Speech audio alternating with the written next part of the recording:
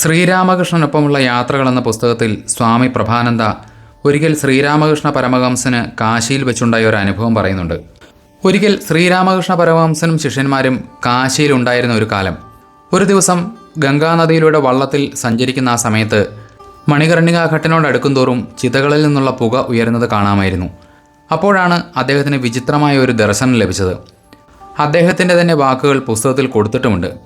ഞങ്ങളുടെ വള്ളം ഗംഗാനദിയിലെ മണികർണികാഘട്ട് കടന്നു പോകുമ്പോൾ പെട്ടെന്ന് എനിക്കൊരു ദർശനം ലഭിച്ചു. ബോട്ടിൻ്റെ അരികിൽ നിന്ന് ഞാൻ ഒരു സമാധി അവസ്ഥയിലേക്ക് പോയി. ഇത് കണ്ട ആളുകൾ എന്നെ പിടിച്ചിരുത്തി. കണ്ട കാഴ്ച അമ്പരപ്പിക്കുന്നതായിരുന്നു. വേദങ്ങളിലൊക്കെ പറഞ്ഞിരിക്കുന്നത് പോലെ ഗംഗാനദിയുടെ തീരത്ത് സ്വർണം കൊണ്ട് നിർമ്മിച്ച ഒരു ശിവനഗരം. അവിടെ ഒരു ഭാഗത്ത് നഗരത്തിലെ മഹത്തായ ഒരു ശ്മശാനഘട്ടം. ആ ശ്മശാനഘട്ടത്തിൽ തവിട്ട് നിറമുള്ള നീണ്ട മുടിയോടുകൂടി ഉയരമുള്ള ഒരു വെളുത്ത രൂപം ഗൗരവത്തോടെ ഓരോ ചിതയെയും സമീപിച്ച് ഓരോ ശരീരവും ശ്രദ്ധാപൂർവം ഉയർത്തി പരമോന്നതമായ താരകമന്ത്രം അതിൻ്റെ ചെവിയിൽ മന്ത്രിക്കുന്നതായി കണ്ടു. അത് മറ്റാരുമല്ല, സാക്ഷാൽ പരമശിവൻ തന്നെയായിരുന്നു.